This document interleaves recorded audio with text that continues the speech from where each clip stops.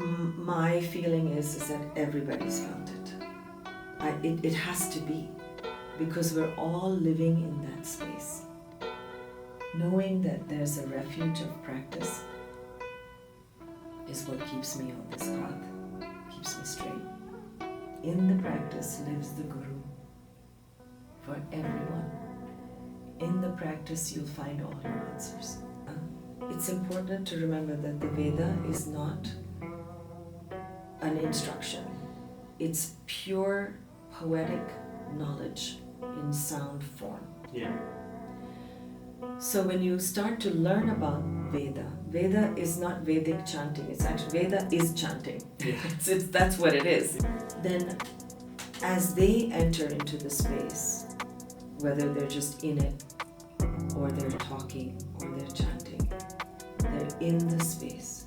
So you're automatically drawn into it, and that's it. And if anybody's listening to this podcast, they're already halfway there because they're already turned in that direction.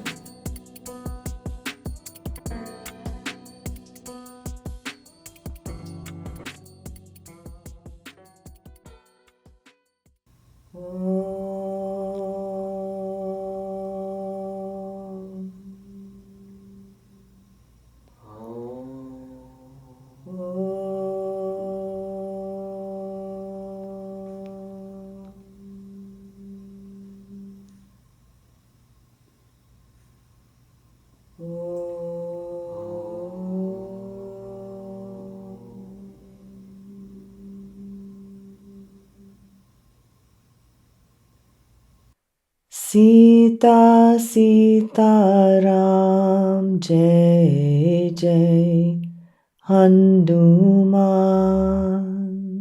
Sita Sita Ram Jai Jai Hanuman.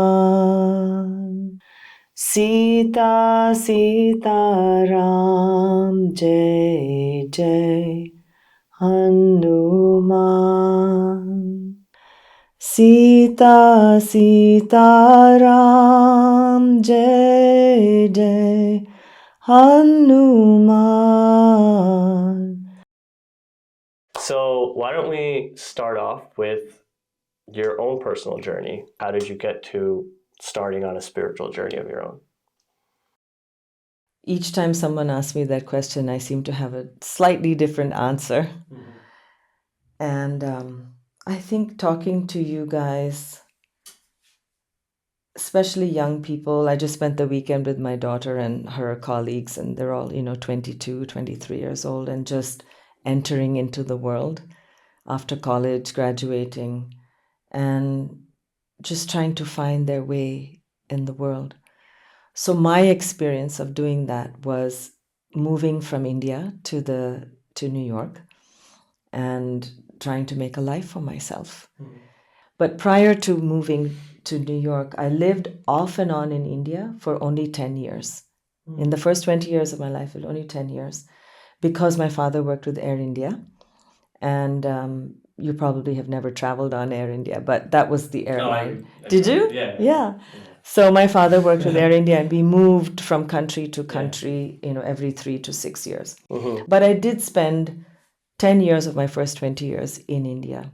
We're from the south, and from a town called Mangalore in Karnataka. But I spent most of my time in Delhi and Mumbai. So my experience with spirituality was sort of, I think, what a lot of people experience in India to varying degrees, which is that everything is spiritual on some level. Your insurance company is, Shiva Insurance Company, your auto mechanic is Sri Ram. There's so much of that going on. And divinity and deities, because we're from the Hindu tradition, are everywhere. In our house, in our art, in our culture. I read Amar Chitra Katha comics when I grew up. Right. But my grandfather was a chanter. He sang bhajans. He was an engineer for the British government, civil engineer. He built bridges and things. And by the time I met him and knew him, he was already retired. and living in a small village in Kerala. And the only reason why I knew that he knew how to chant is because it's not something he necessarily shared with easily, except I happened to be there at the right time. I said, what is this harmonium? I wanted to understand what a harmonium was. Yeah. Every day we had puja in the house, simple puja, morning and evening, a little bit of arti, going out, offering light to the tulsi, going around all the compound of the house, stuff like that. Yeah. But we didn't discuss spirituality. So that's, I think, what's different than now, the way I function in my household with my daughter. So I first chanted with him as a child. He said, I will play the harmonium, you sing with me. I had never learned kirtan or any of that before, but it came so naturally to everyone. And then I left. He had a heart attack. He had to leave the village home. We stopped doing all of that stuff. And I had one thing I did was this was also before your time. There were little tape players that had 4 buttons on them. One of them was record. And I would carry my tapes with me to just carry sounds of things that I liked in different places. So I recorded him singing with us. Carried the tapes around my whole life. We moved so much, but so few things were precious, and I kept them, and that tape was one of them. Even in New York. I had a small studio apartment. There was, had space for just a few things, but that tape existed. And I met Krishna Das in 1996 here. So now it's 10 years since I've lived in New York, and yoga was becoming a thing already in the 90s, more mainstream. Yeah. So I went to my gym. My yoga teacher was from a studio called Jiva Mukti Yoga, which is based here in New York City. And a lot of their practice referred back to traditions from India. So it wasn't sort of a whitewashed yoga practice. It carried the tradition, much like Broome Street Temple and all these original yogis from those days. They encouraged people to go back to the tradition. Chanting was very much part of the yoga school. And so some of the people who were chanting in the school was a person named Shyam Das, who you might not know because he passed away some years ago. And another was Krishna Das. And in those days, there were very few people. It was a free satsang, like 10, 15 people were there. But when I first heard him sing, there was an immediate connection to that moment and the moment that I heard my grandfather sing in our village in South India, which was, 25 years before. And I knew that feeling that arose within me was the same as what I experienced as a child, but had never had a chance to talk about. Because, you go to temple in India, you do arti, you do this, you have festivals, everybody's involved, it's very social, and then that's over. Yeah. But whatever feeling might arise, like, what is that? What is that connection to divinity? Nobody spoke about that. We didn't have a very philosophical family. So meeting Krishna Das was important for me. So I had to come to the West to hear about his experience with Neem Karoli Baba. By that time, he had been in India in 1973. It had been 20 odd years already by the time I met him. And he introduced me to Ram Das and Ram Das's teachings. And I saw Ram Das in New York City when I arranged the first event for him in New York City after he had had a stroke. And so just in addition to being with Krishna Das, feeling that heart opening that came with the chanting and his stories of Neem Karoli Baba, and then being in the room with Ram Das, who was silent because he had just had the stroke, he could barely speak. And there we were, 1,000 people at St. John the Divine Synod Hall sitting, and we could feel the presence in the room. So what is that? That really piqued my curiosity, all of it. I mean, we walked into this, a nice group of people driving up in their cars with their bags, go in room 6 and room 7. Suddenly, there is this scene in which you look around and you see that in every human life here is this incredible amount of suffering. Well, how many retreats do you have to be at before you walk down the street and you know that behind every smiling face is more of the same stuff? And how do you bear it? How do you bear it? Most people bear it by closing their heart.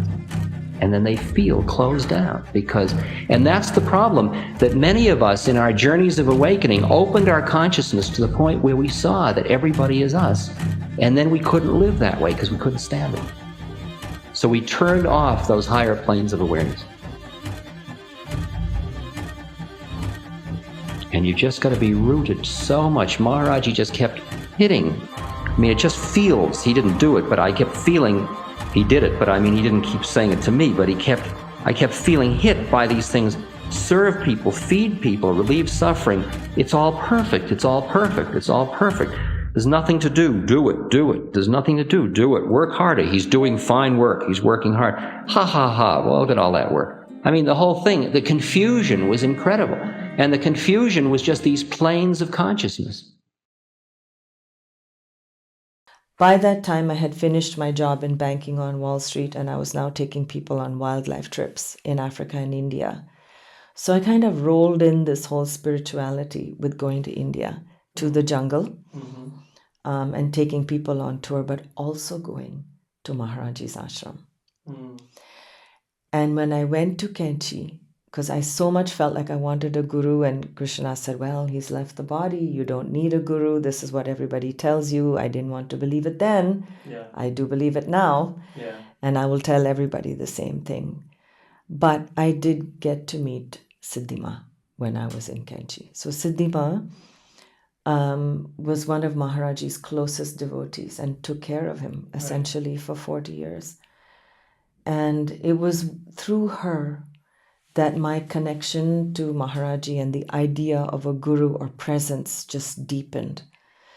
I had a personal relationship with her too, but it was for a few days in the year. But just being in her presence and being able to model how she was in everyday life, how she was always turned toward that which is sacred. Every offering she made was to Maharaji, who she considered divinity itself. And at the same time, she was able to sit in the room with us and answer our most mundane, ridiculous questions. But it was important because spiritual life was no different from regular day-to-day life. But the main thing that I learned from her, and this is something that I've followed and I recommend to everybody. You asked me, what is your life mantra? And what it's truly become is immerse yourself in practice, find a practice that resonates with you, own that practice, and do it. 4-part mantra. Mm-hmm. I want to go a little, because that was really, really deep into that journey. And I want to kind of go into little parts of that. Sure. When you came to New York City, right, and we go to the part 10 years later with Krishna Das, and that inspired you. You also spoke about the fact that in India, while you had your grandfather and you felt connected at that time, it wasn't necessarily like you grew up in a necessarily spiritual or philosophical. It wasn't a philosophical family. Right. I would say we're spiritual without talk about spirituality. Yeah. So I'm curious to know, how did coming to New York City, and you said you worked at Wall Street, right? We were just talking about the fact that you go down New York City, it has its own personality that can consume you. Absolutely. In the midst of that, how did you feel, or what made you feel the urge to want something like that? Is that something explainable? Is there an imprint in that? It's interesting it's an interesting question you're asking me. My understanding at this point in my life, I'm close to 60 years old, is that we all have a spiritual yearning. We just don't recognize it. And so what is the spiritual yearning? To be happy, to feel at peace, to feel connected. We don't have to talk about God. We don't have to talk about anything like that to be spiritual, right? It's just a matter of feeling connected, feeling at ease, being able to extend yourself to other people, be a friend, and try not to let the negative obscurations come in the way. those feelings that we have of anger, jealousy, fear, anxiety, those are also aspects of our everyday life as young people and even as old people. So as a young person, I did all the things in school of, being bullied in school, having to study really hard, figuring out what am I going to do for a career, getting married. I got married when I was young, when I was in India, I came with my husband when I moved here. Mm-hmm. And I'm glad you brought this up, because my first look into spirituality in that way, or what is meditation, like we had never talked about meditation in my home. Right. Although I'm sure if we look back on our lives, there have been moments, right, when something's resonated with you and you kind of enter into a space. Yeah. That space that Ram Dass calls loving awareness. We have moments of it.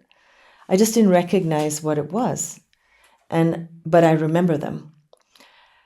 But getting married to my first husband, my mother-in-law, was meditating. She belonged to the Radha Swami satsang that exists in India. It's a very big lineage of practitioners who meditate on Naam, but in the form of sound, but sound before sound, the sound that leads to silence. Right.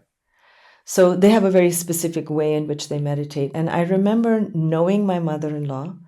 She was a princess from a Rajput family, and she had trained in hunting and, all these things as a young person. By the time I met her, she was older, but she was vegetarian. Mm-hmm.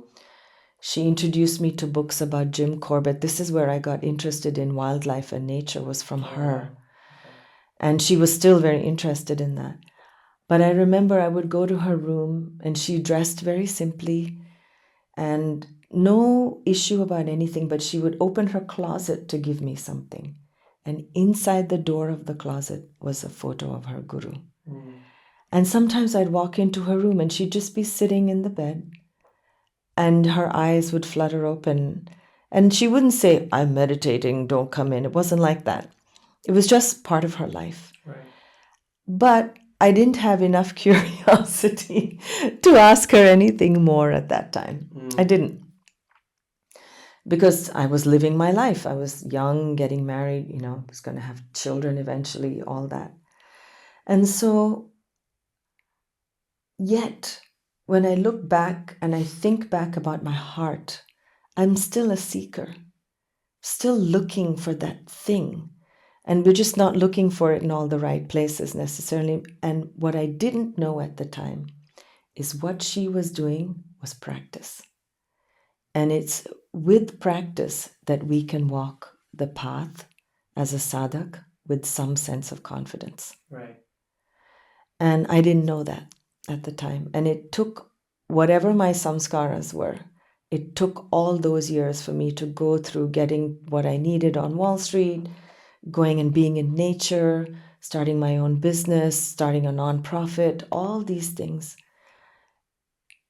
And then I was ready. And Siddhima used to say to me, I took my child to her when my daughter Uma was just born. She was 4.5 months old. And we went on a plane and I landed in Kenchi and I put her at Ma's feet. We were sitting in the room. And she looked at Uma and she said, "Look at this child's samskaras. Even before birth, she's already in Maharaji's realm. And look at you, you had to wait till you were she was joking, an older woman to find it." Right. But that's what my karmas were, and I accept that.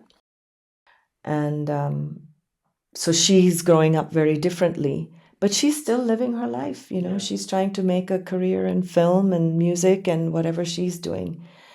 But she does have that knowledge. Is she sitting and doing practice? Who knows? But she has the knowledge that refuge of practice exists. And it's such an important thing. And I think that maybe if I had been told this as a child, I wouldn't have done it. Because you don't want to be told what to do as a kid, right? So it had to just come naturally to me. And I would say that for everyone. And if anybody's listening to this podcast they're already halfway there because they're already turned in that direction.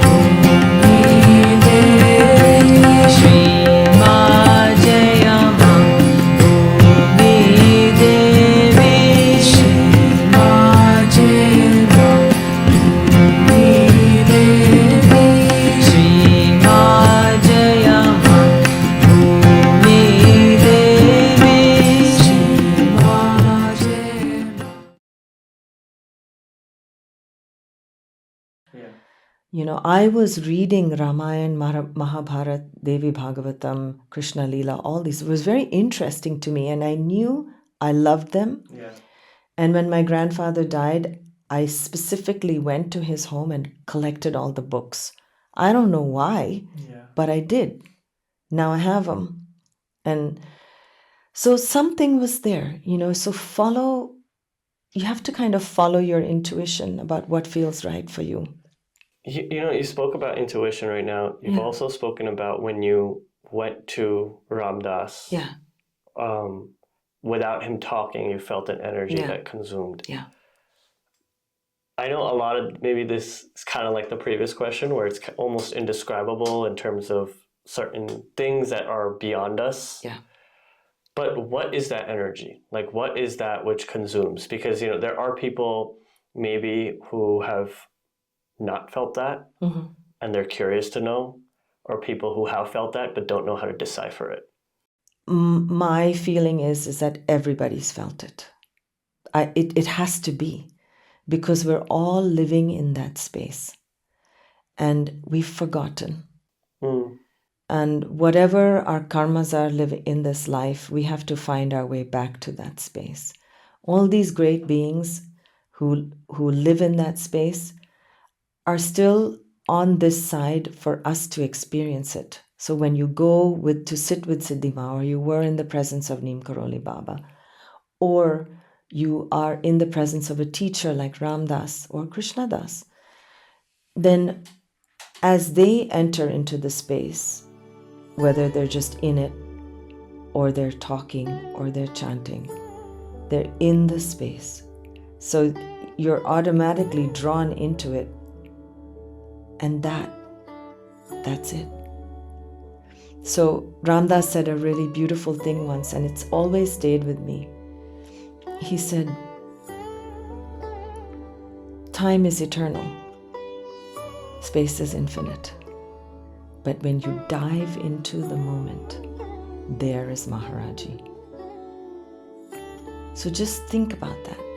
What does that mean to you? Dive into moment. Which moment? Where? Is it on my watch? No. It's now.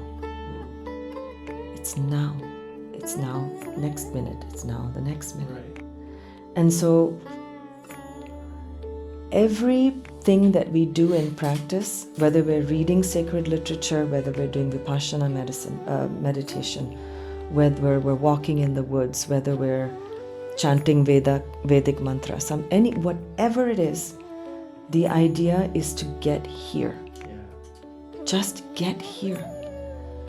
I mean, we're loaded over with layers and layers of stuff. From this life, from previous lives, our relationships, our own mental grooves that are already samskaras that are made in the mind. So the idea of the practice, like chanting, for example, they call it Nava Shabda Samskaras. So what you're doing is, in the practice of listening and chanting, you're creating new samskaras for yourself, new thought patterns in your mind that will allow for the other discursive thoughts to fall away. Things that have become obstacles for you. And it's not something that the wisdom doesn't arise in your mind. The wisdom arises in your being. And there's no way to articulate something like that. And the wisdom is the understanding of us being one in that presence. Why did Maharaji say Sab Ek? He can say that.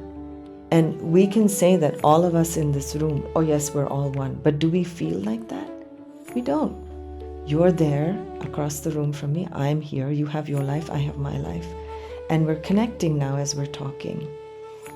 But those great beings actually understand that they are not different from us.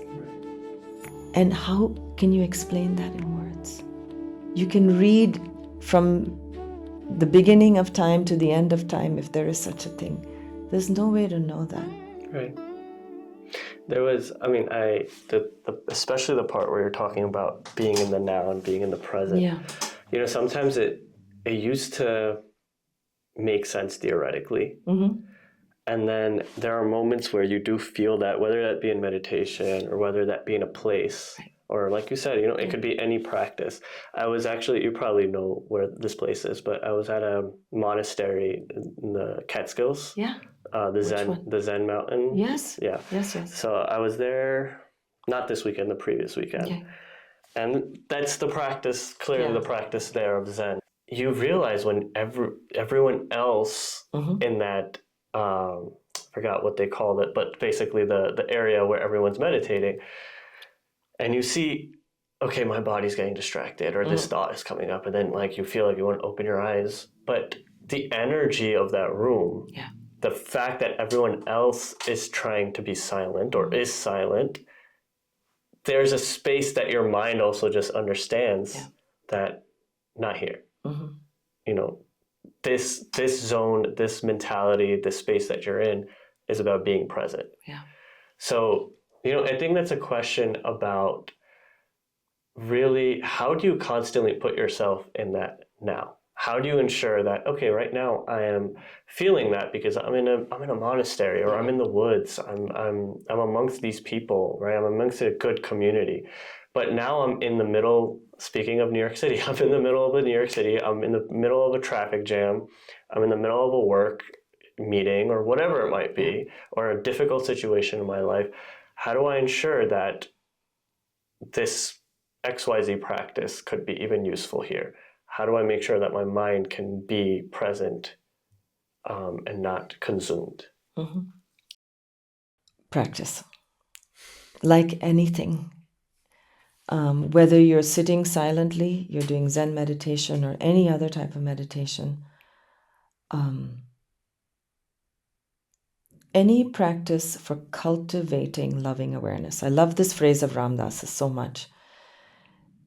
Find something that works for you, because there's so much of it. And you can, I'm still exploring. I love to see what other people are doing for practice everywhere around the world, because they're all turned in the same direction. Right. They really are.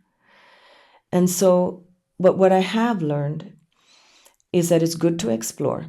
And this is something Siddhima also said to me. She said, it's good, but after a while, you really need to choose one thing that you're going to do every day. Yeah. And it's really a purification process, removing the dust from the mirror of your hearts, like in the first verse of Hanuman Chalisa, the Doha. It's the only way. You have to dig a deep well to reach the water. You dig a lot of shallow wells, you may never reach there.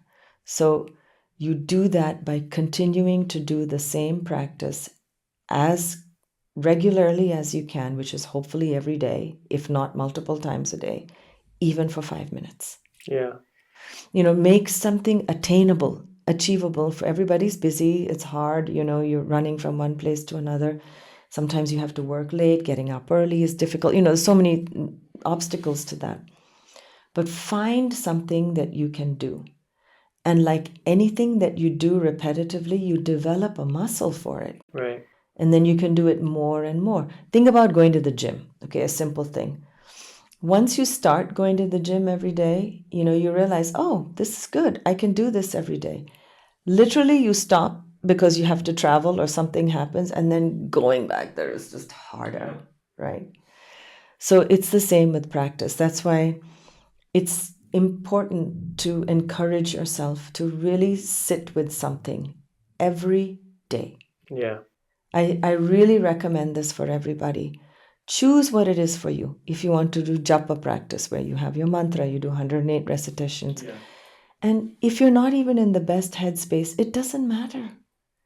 Just the biggest moment in a practice is when you sit down to do it. Then you let the practice take care of everything else. And especially I don't really know how Zen meditation and all works. That's for the Zen teachers to tell you. But as far as mantra practice goes, mantra recitation is a way in which to enter a meditative state, if that's what's to happen. You said, how do I make sure that I'm here now? I don't know. They will decide. What I do know is that we have to practice. And whenever you're ripening as a fruit, whenever you ripen, you ripen. Yeah. And that'll happen for you inevitably. That's the thing that they say. All of us are destined to find that place within us. We just don't know how long it's going to be, how long we can stay, how long once we get there, whether we stay forever. We don't know those things right now. Right. But the more practice we do, you start to actually experience the working of the practice under the radar. So there's no way for you to evaluate, like, okay, I've done 108 days of 108 repetitions of this mantra and it's going to be great. Even in the Hanuman Chalisa, the last line is, those who chant this prayer 100 times will, yes, but the 100 is almost a subjective term. It's not even an actual number, right? It's just whenever you're ready, Hanuman will come and live in your heart along with Ram and Sita, and then everything will be great. So my recommendation is to start something, stick with it as much as you can. And as you continue to do it, it'll seep into your being. You can't help it. And stick with it. Even then, don't let go of it. Keep doing it, and it'll start to expand itself inside of you. And on your own, you will have your own intuitive confidence to keep moving forward with it. You don't need to accept anything on blind faith. Yeah. You'll have your own inner faith. And it'll seep into all the areas of your life that need it. Wherever your obstructions are, you'll come up against it. But then you'll have the clarity and maybe a little more discernment to work your way through it. Yeah. Because you have to have a little compassion for yourself too. If you listen to anything on Buddhist philosophy, like the two things that will arise from practice are wisdom on one hand, compassion on the other. Clarity of mind, open-heartedness. Yeah. Without those, that's those two parts of wisdom is together. Yeah. Clear mind, open heart. And that comes from practice from whichever tradition. Right. And I interviewed Parvati Baul. I don't know if you know who she is. She's a wonderful devotional chanter from the Baul tradition. Actually, you should interview her for your podcast. Be really great. She's a woman who lives in Kolkata, outside of Kolkata, and she does this beautiful ancient Baul practice of prayers to the divine. And it's a dying form, but she's keeping the lineage really strong. So I interviewed her, and we talked about the power of love. Mm. And I asked her, like, how do we enter into that loving space? What is that? And she said, seva. Mm. And it's all about offering yourself to other beings. Whatever that is for you. For her, it's offering the practice to other beings. So what seva can you do? Can you take care of a parent? Can you take care of a friend? Can you feed people in a soup kitchen? Can you work as a hospice volunteer? Can you clean up the ocean? Like, just do something to connect with something outside of your own needs. Right. Now, having said that, I will say that nishkam karma, which is selfless seva, is a very impossible thing for us to accomplish. We're just not there. So let's just say seva, simple. Offer something in a day to other beings, whatever that is for you, even if it means praying for the welfare of somebody else. Yeah. How about that? Start in that way, and then slowly everything will become service. Right. Like Hanuman. So like you said, you went to the Zen place, and they teach you how to meditate mindfully in whatever. Why not offer mantra while you're practicing, when you're cooking food? Yeah. Your food becomes prasad. Offer your food to your little altar in the kitchen. That becomes seva as well. Right. Clean your house in that way. Think of this house as my guest house for God. Why don't I keep it clean? Tend a garden. Bring in the bees. Feed the birds. Everything starts to expand outwards the moment you offer outward. Yeah. And when you do that, you're actually offering it back to yourself. Hare Rama, Hare Rama.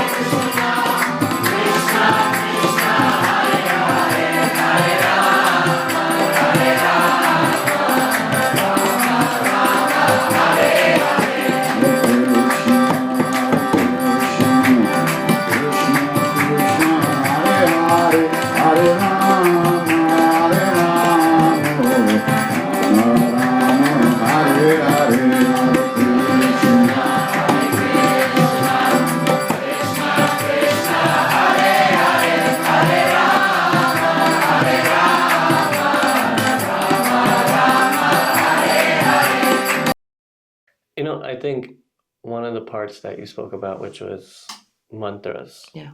I think it's such a Vedic, very rooted in Vedic thought. Yes.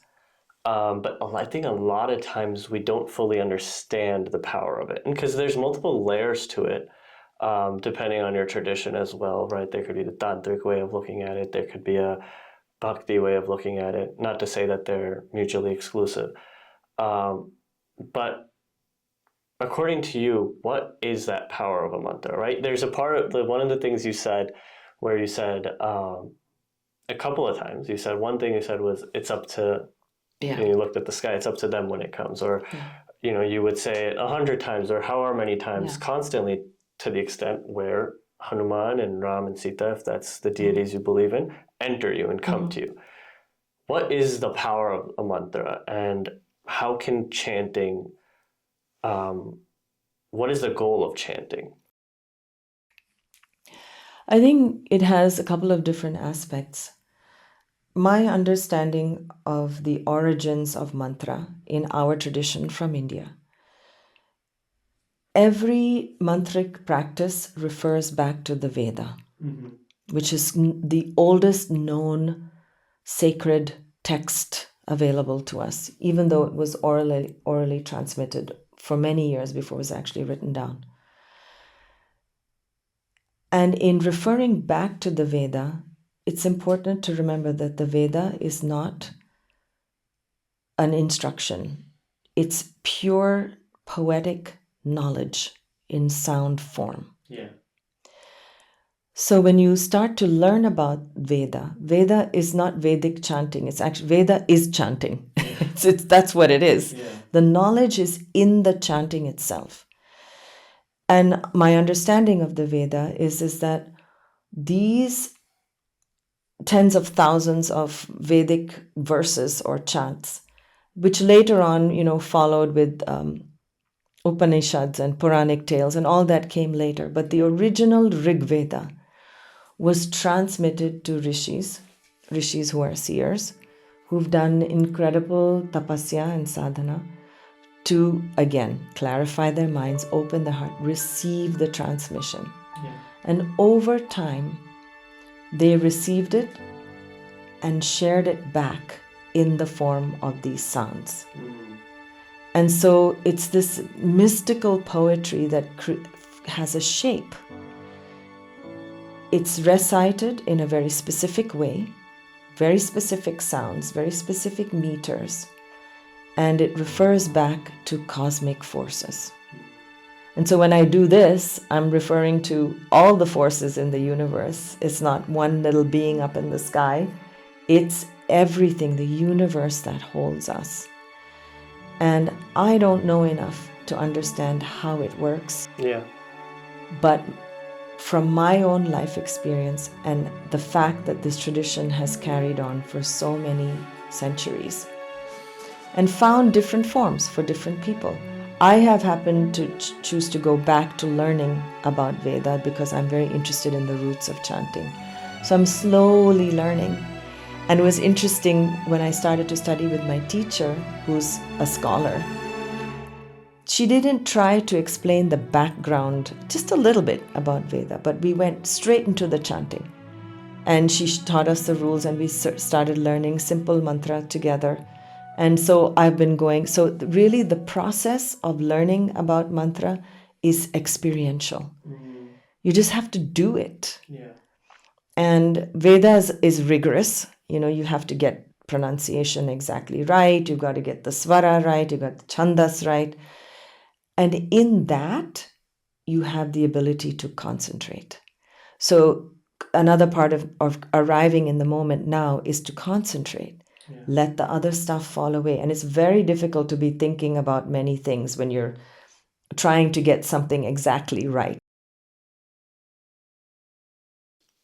Is there or do you believe in the power of them that is beyond it just being about concentration, or beyond it? Absolutely.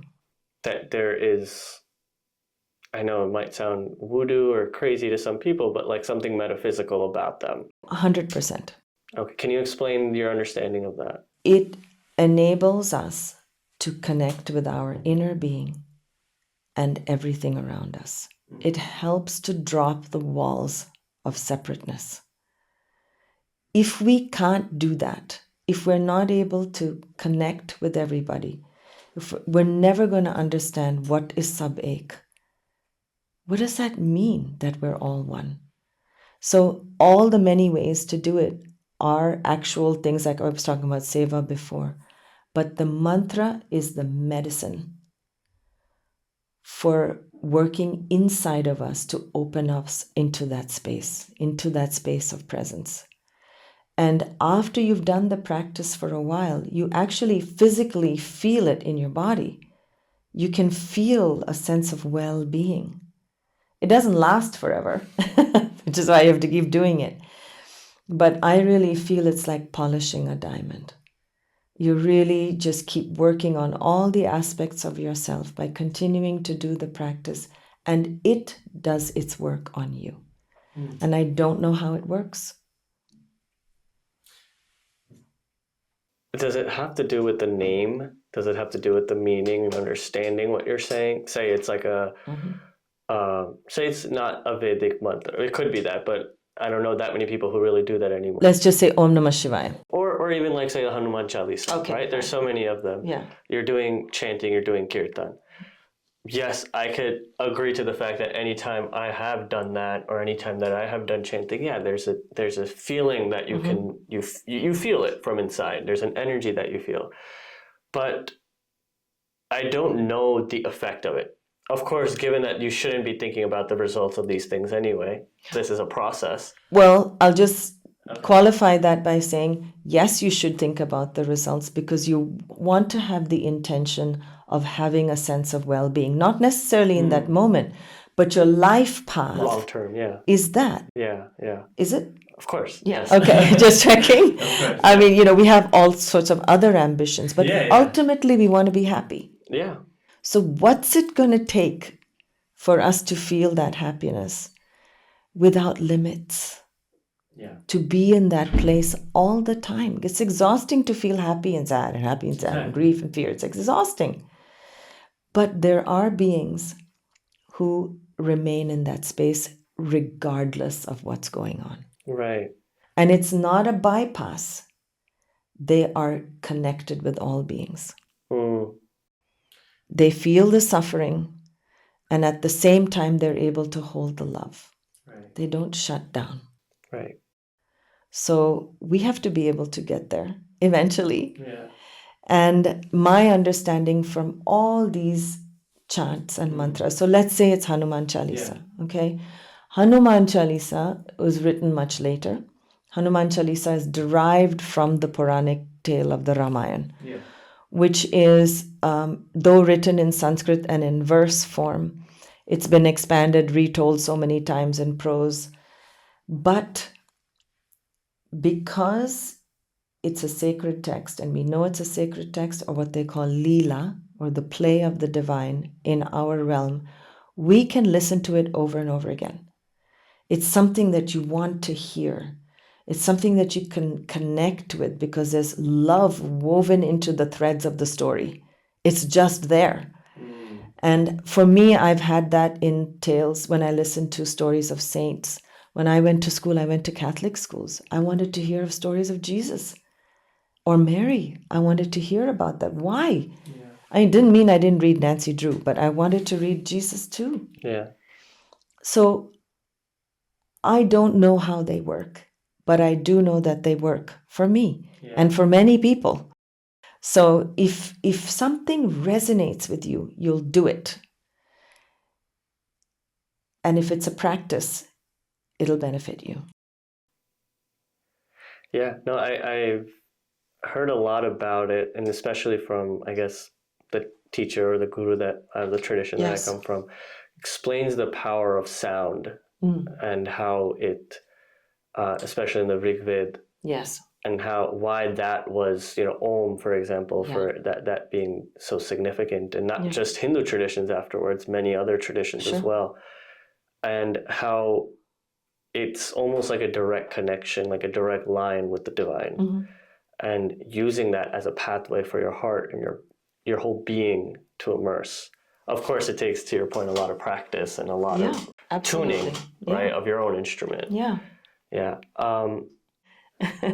What's your? I mean, you said you are a householder, and I'm sure you interact with younger people as well. Considering all the time, right? And you have 3 young people here. I do. Or like to believe they're young. You're young. What's your sort of advice for that generation? Maybe something you would like to give them that you're not able to maybe directly give them when you're interacting with them. Yeah. It's important to trust your heart. Trust your own heart. You're going to get messages from everywhere.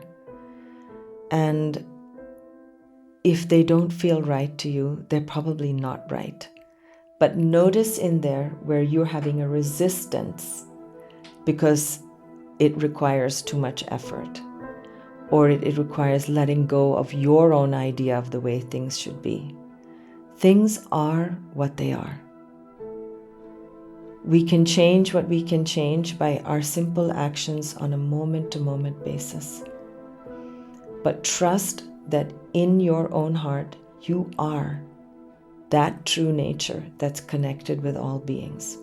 Now, these are just words I'm saying to you. But as you move through life, it can be a reality for you. And try to make that your goal. Whatever you do in the world, whatever your profession, occupation, studies, whatever that is for you. What is that life mantra that keeps you in the now? Knowing that there's a refuge of practice is what keeps me on this path, keeps me straight.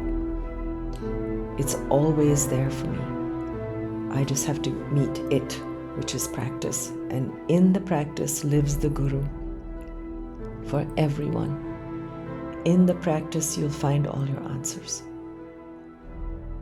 I don't know how long it'll take, because we're full of questions and doubts. But the answers come in the practice. And just knowing that the practice is my refuge. It's where I can enter my own heart cave. That gives me the solace. And then you can live your life in the best way. Thank you so much. Thank you so much for this conversation and your chanting and so many lessons that we could take home with us. Yeah, I learn something every time I talk to you. People like you too.